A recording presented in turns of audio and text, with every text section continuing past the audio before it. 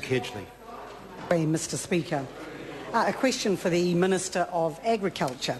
Is he confident that the Pork Industry Board is fulfilling its core functions of increasing demand for New Zealand pork products and maintaining the confidence of consumers of pork products, and if so, why?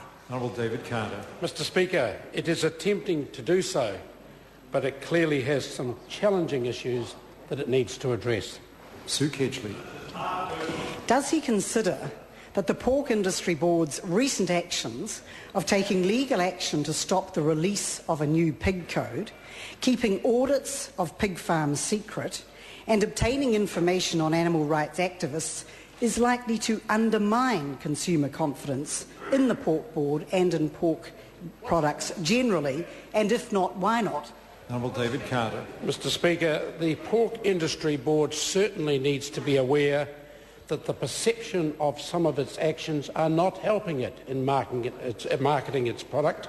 I think it needs to be far more proactive about engaging with consumers about the benefits of New Zealand pork. Sue Kedgley. Can he confirm that as Minister of Agriculture he has specific statutory powers, which are set out in Schedule 2 of the Pork Industry Board Act, to remove directors of the Pork Board if they breach any duty set out in Schedule 1 of the Act? Honourable David Carter. I can confirm that under the Act I have some quite strong statutory roles, but at the end of the day they are relatively limited in regards to the allegations that have been made against the Pork Industry Board over recent weeks. Sue Kedgley. Can he further confirm that the directors of the Pork Industry Board have a duty under the Act to act in good faith at all times, and would he consider using his powers to remove directors if they were found not to be acting in good faith? Honourable David Carter. Yes and yes. Sue Kedgley. Does he consider that the Pork Industry Board acted in good faith when it sought to evade the provisions of the Official Information Act so that the results of a nationwide audit of pig farms could not be released publicly? The Honourable David Carter.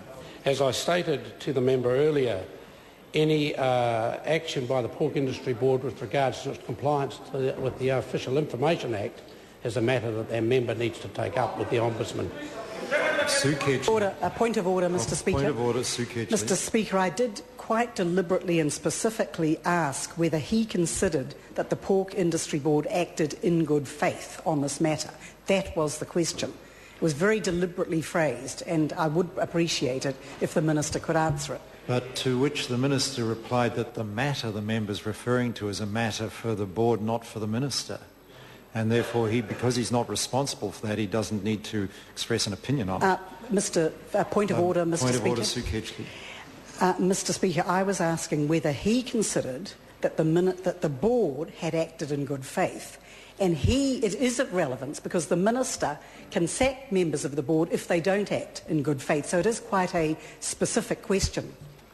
I'll invite the Minister to answer insofar as he feels he can. Honourable David Carter. I certainly wouldn't consider sacking any of the Board members on the basis of its compliance with the Official Information Act. Sue Kedgley.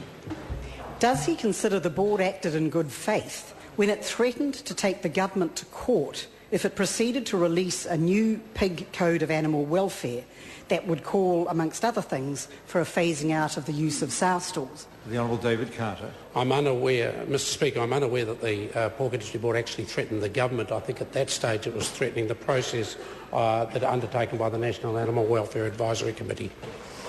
Sue Kedgley. What would it take for this Minister to sack or to make changes to the Pork Board, given that the Board has been steadily undermining consumer confidence in pork and exposed for repeatedly acting in bad faith? Honourable David Carter. Mr Speaker, I think that member has done everything she can possibly do to undermine New Zealand's confidence in the pork industry in New Zealand. Order. Point of order, Sue Kedgley. Point of order, Mr Speaker. I seek leave to table my Animal Welfare Treatment of Animals Amendment Bill, which would phase out sow crates. Order. Has this bill already been tabled in the House, or it has not? Okay, leave has sought to table this document. Is there any objection? There is no objection. Question number